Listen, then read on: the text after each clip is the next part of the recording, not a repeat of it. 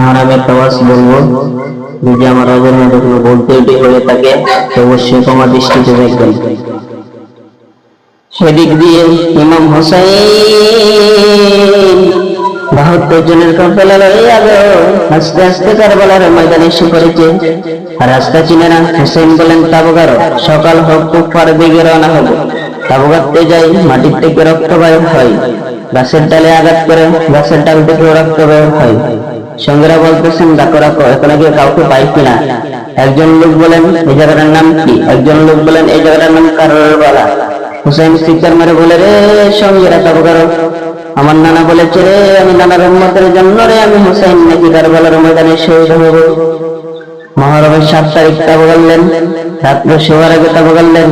4000 এজিদের সৈন্য গরুত্ব মুসলমানের 4 পাশে ঘেরাও করেছে। বলুন তো, সে তো মুসলমানের দিকে আক্রমণ হচ্ছে কিনা? যদি কথা হতে পারেন, টিভি আর চালাবো না, গান বাজনা করবো না, হুসাইন আপনার জন্য ওই ফুল চেরাতের কিনারে দাঁড়িয়ে থাকবে।